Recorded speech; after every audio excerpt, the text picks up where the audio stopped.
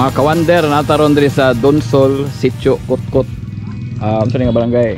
Barangay Bungalunan. Ang ngalan sa resort nila diri Donsol Beach Resort. Itawag na siya Donsol kay sa una dagan ni siya diri Donsol. Ang entrance sir tag 10 ra per head.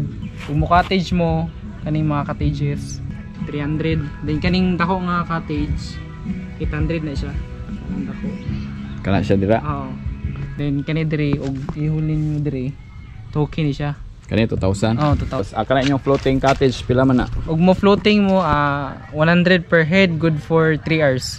Og mag tent mo na pud may tent, ang tent sa mo 200 ang tent. Then og namoy dala tent may ngay ra mig charge sa 100.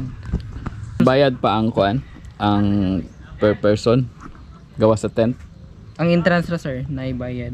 Tagpila? Pag overnight 20 og morning dili mo overnight tag 10 ra per head. San Miglay tagpila?